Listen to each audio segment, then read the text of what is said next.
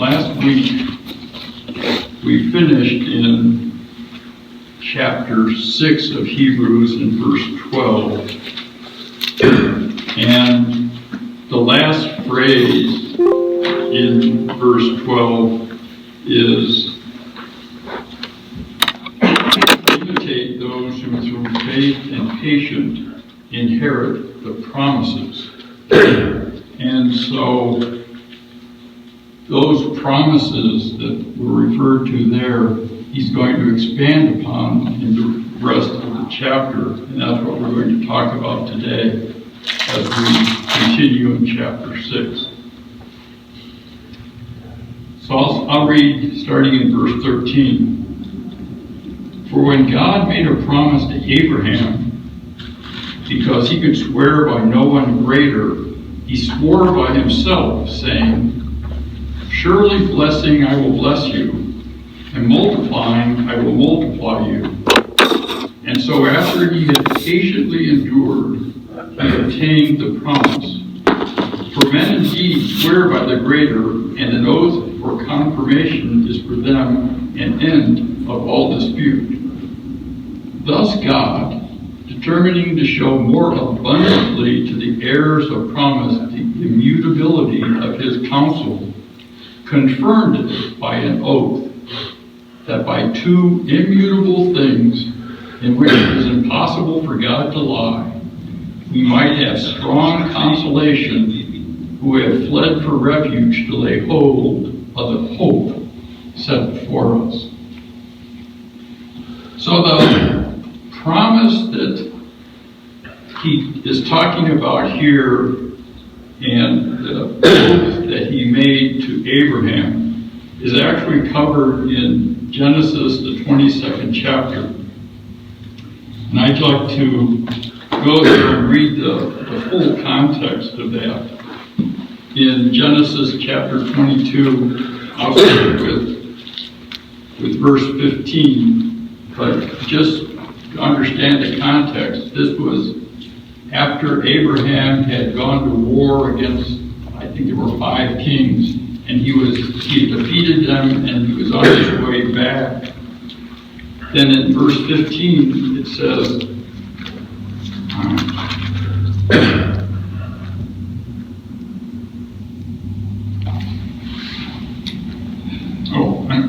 I'm sorry, I got ahead of myself. In chapter 22, verse 15, this was a different context. This was where Abraham had been asked or told by God to sacrifice his son Isaac, and he had done that. He had making all the preparations to do it. And what I always like about that story is right toward the end, when Isaac was kind of wondering, he asked his father, well, where's the sacrifice? And Abraham said, well, God will supply. Not actually telling him that the plan was for Isaac to be the sacrifice. But anyway, after that was done, it said, then the angel of the Lord called to Abraham a second time out of heaven and said, by myself I have sworn, says the Lord, because you have done this thing, and you have not withheld your son, your only son. Blessing I will bless you, and multiplying I will multiply your descendants as the stars of heaven, and as the sand that is on the seashore. And your descendants shall possess the gate of your enemies. So,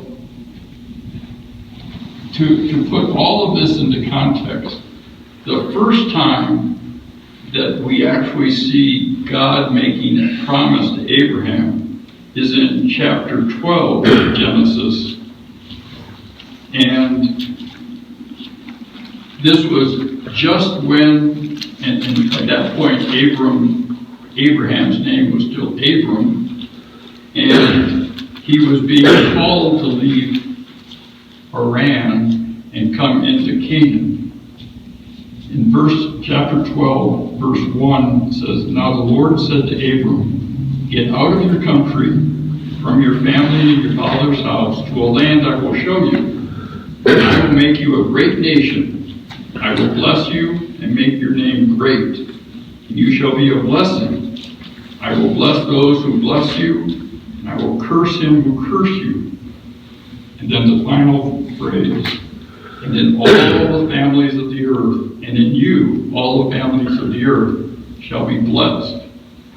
I was trying to do a little calculation. In chapter 12, I believe Abraham was 75 years old. And of course, at that time, he still did not have a son. In chapter 22, where he had just offered Isaac as that sacrifice, or was willing to, I figured he was about 115 years old. So, do the math. 40 years it took for God to initially make the promise and then swear with an oath that he was actually going to complete and confirm, if you will, the promises that he had made to him. So when it says that he patiently endured, 40 years is a long time to wait for something to happen as a promise to God. There were three parts of that promise. One was that he would be a great nation, and that required that he have a son. And that was probably if you just looked at it from a physical point of view, that was kind of like the real stumbling block, if you will. I don't have a son. You're telling me my heirs are going to become a great nation. And then we see, his wife was getting older, and in fact, she was 90 years old when she actually gave birth to Isaac. So that was the first part of the promise. The second part of the promise was that his name would be blessed and those against him would be cursed.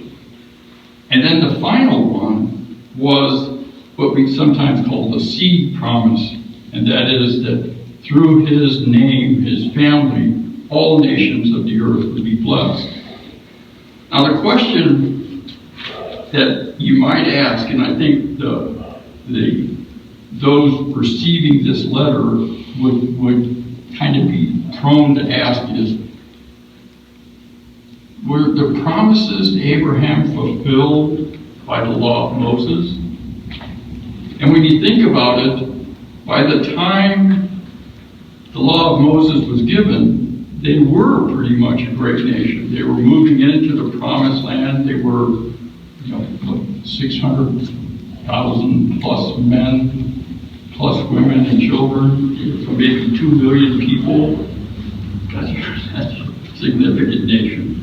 Then with the reign of David and then Solomon, you look at that and say, well, it sure looks like God was taking care of them at that time.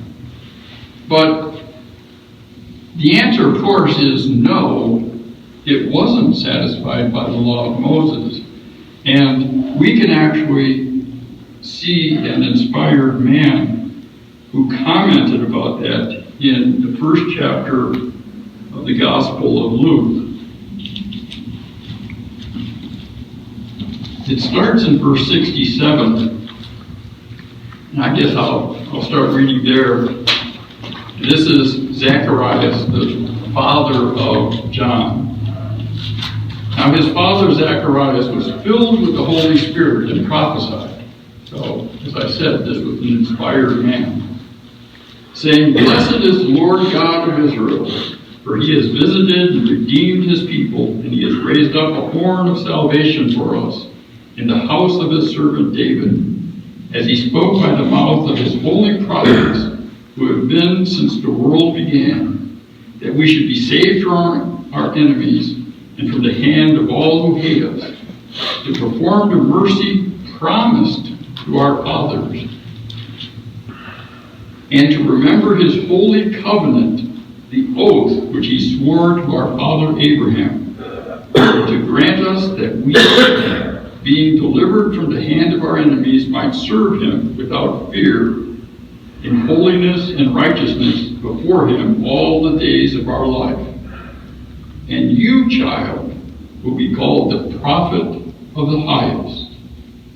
And you will go before the face of the Lord to prepare his way, to give knowledge of salvation to his people.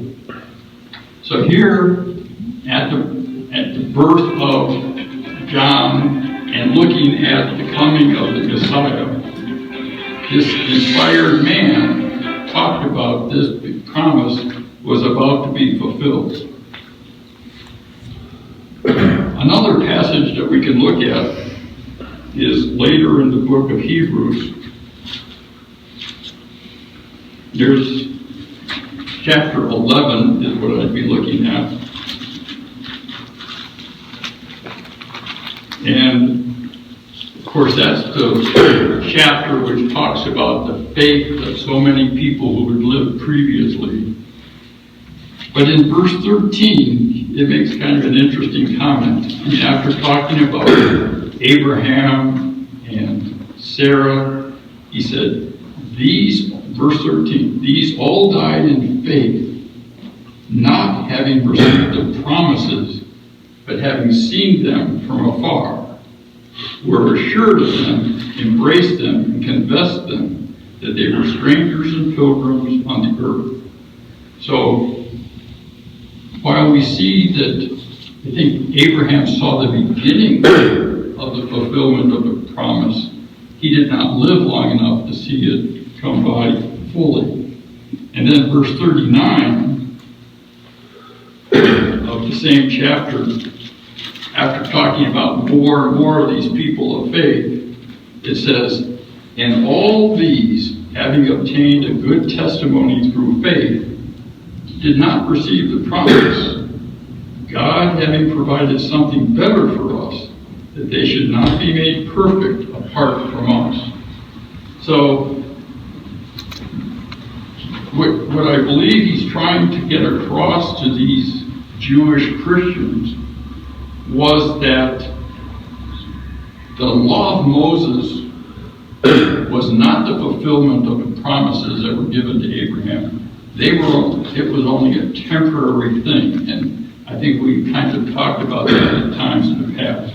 It had a purpose, but the new law that this author is talking about in this book is really the fulfillment of God's promise to Abraham. Now the question that we see as we look at these verses is why would God swear? Why would he make an oath to Abraham that this was the case? And I think the real answer to that is, well, from a personal point of view, I think God was pleased with Abraham because of the faith that he showed. I mean, being willing to offer your son as a sacrifice when that son was part of a promise of what was going to happen in the future. I mean, that's just hard to imagine having that kind of faith in order to do that. I heard people say that what Abraham probably believed was that if he killed Isaac, that God would raise him from the dead. I don't know if that's true. But maybe that was his rationale. I mean, I'll do what God said, and since God promises, somehow he's going to take care of it. Maybe he was more honest than we think when he said that God would provide. Maybe he really just had faith that somehow God was going to take care of that situation. But as a result of that, I think God wanted to confirm that indeed what he had promised in the past and what had been Abraham had probably been thinking about for 40 years, he's saying it really is going to happen. And the verse that we see here where it said,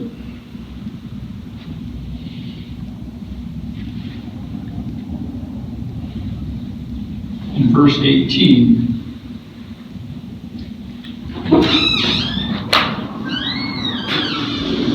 that by two immutable things in which it is impossible for God to lie, we might have strong consolation.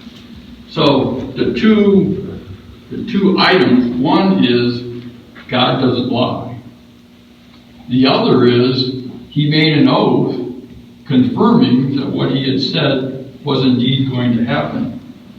And based on that, based on God confirming the promise, what we see in the last part of verse 18 is, because of that, we have a refuge to lay hold of the hope set before us.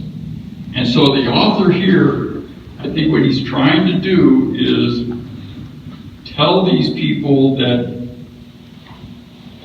this promise is indeed going to happen, and it's going to happen through the new law and not by something which had happened in the past, especially the law of Moses. So,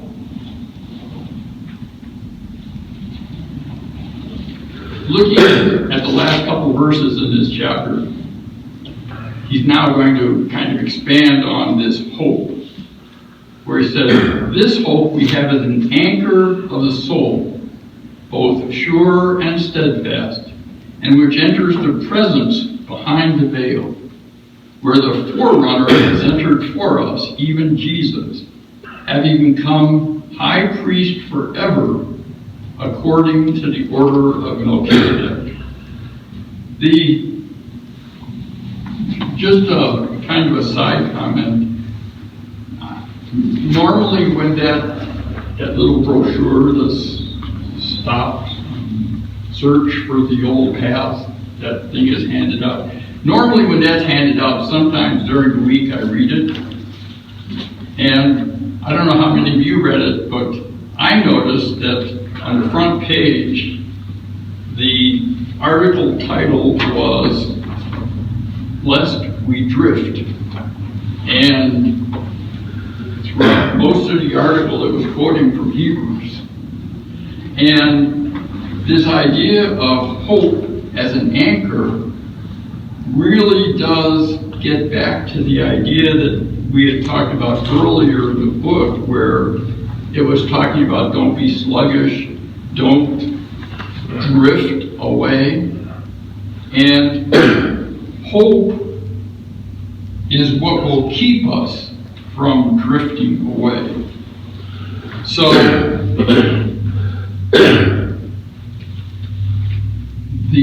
the hope that we have, he's saying, is based on Jesus, verse 20, who has entered the veil, and in this case, that's referring to the veil to a Jew would be referring to the most holy place where only the high priest would enter, and would only enter once a year.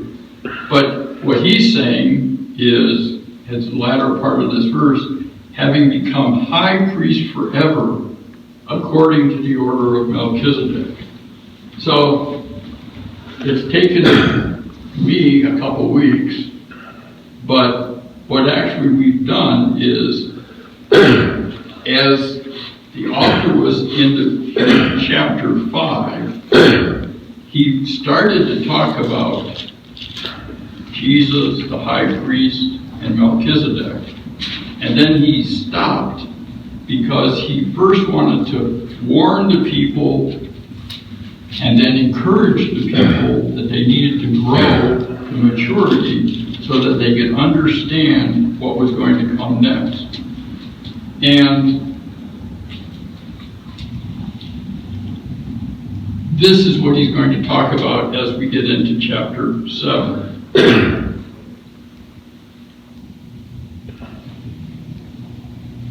I'll read starting in verse 1 of chapter 7. For this Melchizedek, king of Salem, priest of the Most High God, who met Abraham returning from the slaughter of the kings and blessed him, to whom also Abraham gave a tenth part of all, first being translated king of righteousness, and then also king of Salem, meaning king of peace, without father, without mother, without genealogy, having neither beginning of days nor end of life, but made like the Son of Man, remains a priest continually.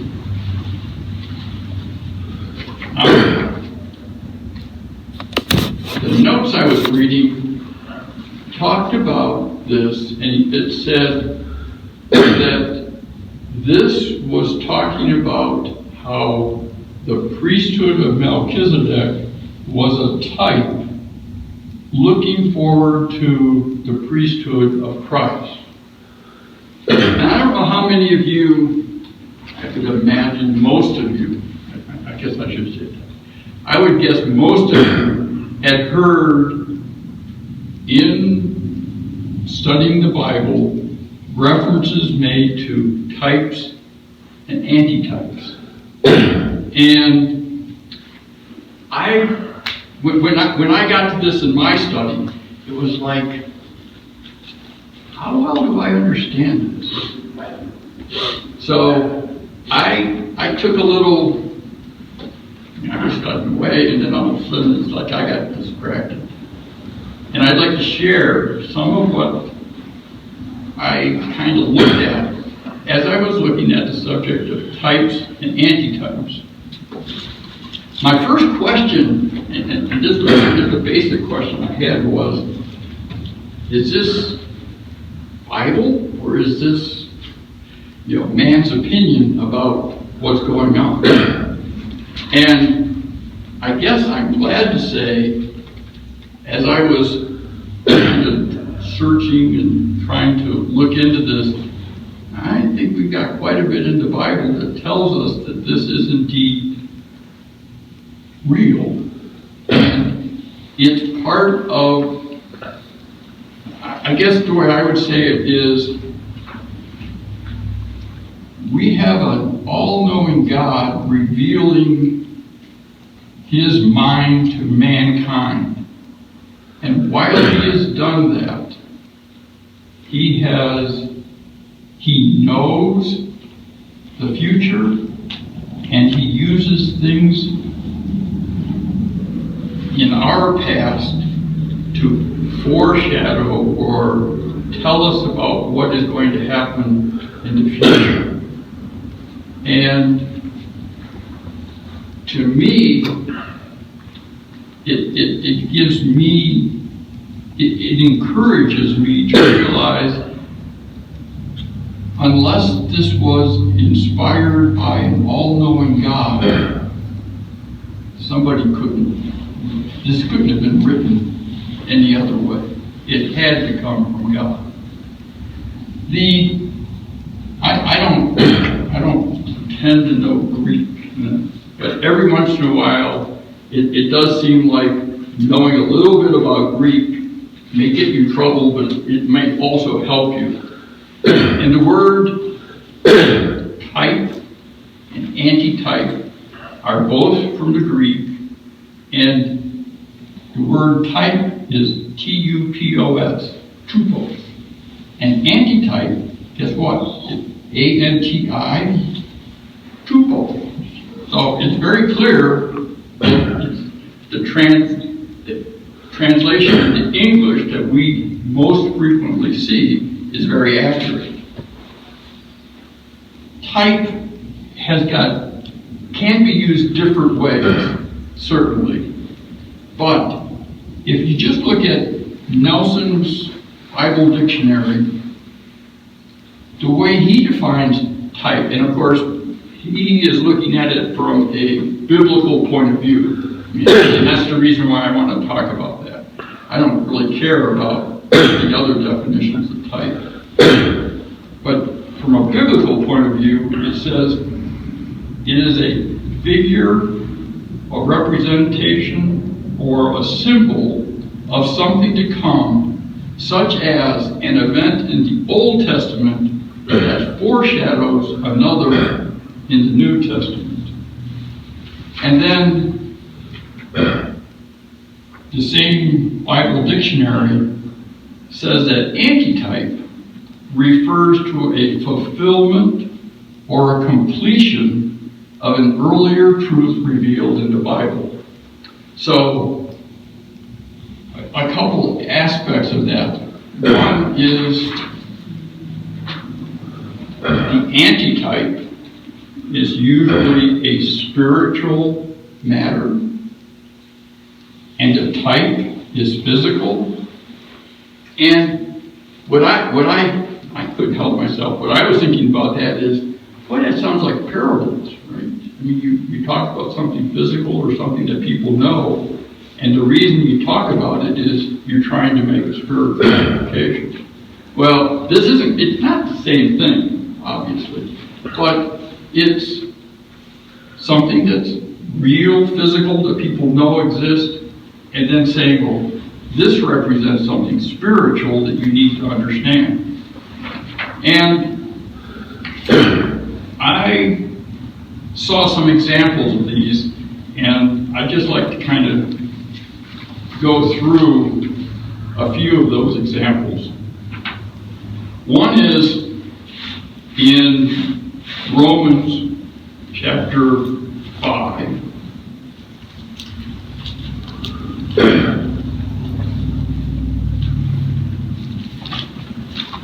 And I'll start reading in verse 14 is where the word type is used. But I'll start with verse 12 of chapter 5 of Romans. It says, therefore, just as through one man sin entered the world, and death through sin, and thus death spread to all men because all sinned. For until the law, sin was in the world, but sin is not imputed where there is no law. Nevertheless, death reigned from Adam to Moses, even over those who had not sinned, according to the likeness of the transgression of Adam, who is a type of him who was to come. And I could continue reading, but of course the one to come he's referring to is Jesus.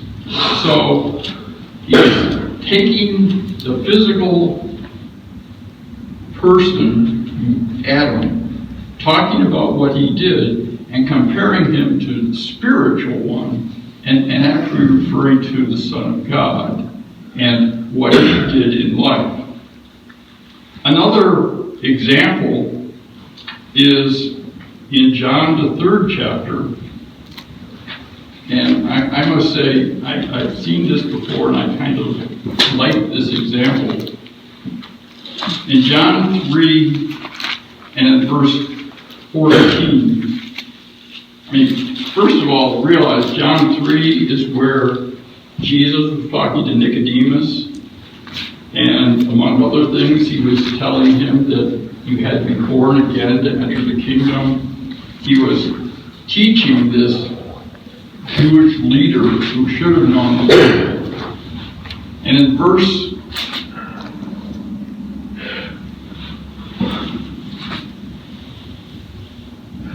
14, it said, and as Moses lifted up the serpent in the wilderness, even so the Son of Man be lifted up, that whoever believes in him should not perish, but have eternal life. Now, the reference that Jesus here was making to the serpent in the wilderness is found in Numbers, the 21st chapter. And that's where, during the wandering, there came a time when people were bitten by, they were, once again, causing trouble. They were bitten by serpents, I believe. And in order to be saved, Moses, by the instructions of God, put up a staff that had a bronze serpent on top of it, which I believe is, I forget the name, caduceus, which is kind of the symbol that's used for medics or medical people today. But the result was, if the people would look up at that, they would be healed. And so Jesus is saying, remember your history? Remember what happened during the wandering? Remember when the people needed some kind of healing? They needed to be saved? And Moses put that up in the same foreshadowing, if you will. Those who are willing to look at the cross and see Jesus on the cross and accept him will also have salvation. So the physical being the healing of the people and spiritual healing or forgiveness of sin, which is to come in the future.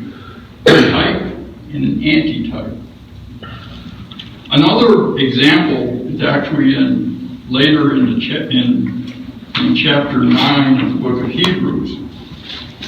And I think this one is also fairly clear.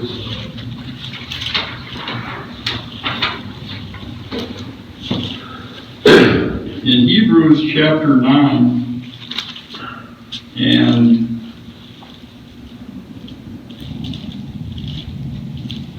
I'll start in verse 23. It says, "Therefore it was necessary that copies of the things in the heavens should be purified with these. But the heavenly things themselves were better sacrifices than these.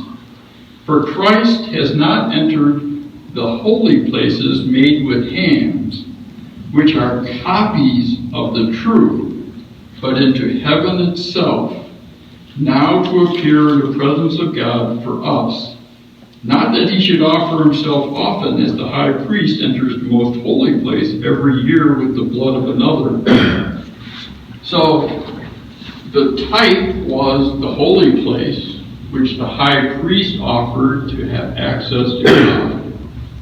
And the antitype was Jesus entering, either you could say the veil, which is what chapter 6 of Hebrews talked about, or entering heaven, where he is able to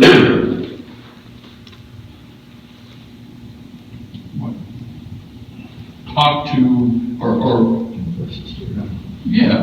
he represents people to God and telling them who believes in him that should be righteous in the sight of God because of their faith in Jesus. So he's serving as a high priest. He's interceding, I guess that's the word.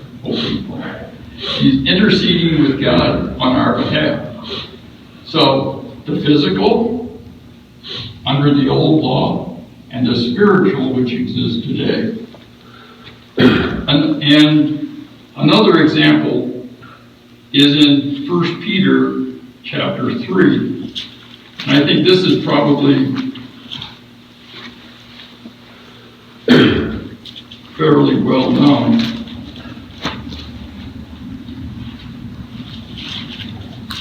First Peter 3, starting with verse 18, says, "For Christ also suffered once for sins, the just for the unjust, that he might bring us to God, being put to death in the flesh, but made alive by the Spirit, by whom also he went and preached to the spirits in prison, who formerly were disobedient, when once the divine long-suffering waited in the days of Noah, while the ark was being prepared, in which a few, that is 8 souls, were saved through water.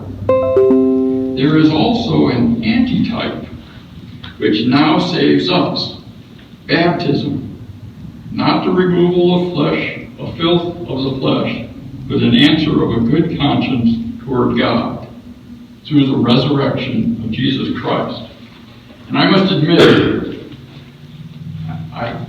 the New King James is not my preference, but it actually uses the word antitype. In the English Standard Version, instead of that, I think it's translated, it's translated differently. It doesn't use the word handicap. I don't recall exactly.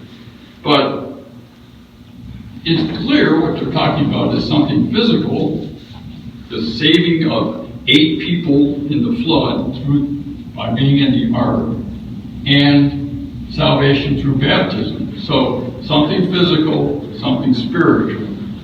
Now, the reason for looking at that, I think, is in Hebrews chapter 7, we're going to see another type and antitype. And specifically, it'll be in 11, which we'll probably get to next week. But the type and antitype was a physical priesthood that was the priest being Melchizedek, and the spiritual being the high priest that we now have, which is Jesus Christ. And when we get to verse 11, I think that's when we'll kind of talk about it in more detail. But I'd just like to read the notes from something that I found. It says, "May we appreciate the richness of divine revelation. Let us study to show ourselves approved unto God, properly distinguishing literal and figurative language in the Bible, and let us make the proper application of divine truth to our lives." So, I mean, you can see that I think some of this is kind of exactly what the author of Hebrews was saying to them. You need to be mature if you're going to understand the relationship of what God has shown in the past to what God is planning for us now. These people who had received the book of Hebrews were really struggling because they had just come out of Jewish culture, and Christianity was new, and if they had not grown enough yet, their tendency was to go back to what they knew. And to some extent, I think the way it was happening was they were trying to bring some of the old into the new and carry it forward. And in other cases, they were just saying, let's just go back to what we were doing, 10 years ago and serve God that way. And the author is saying, you can't do that. And as he goes through chapter 7, that's exactly where he's headed for them. You can't rely on what you did in the past.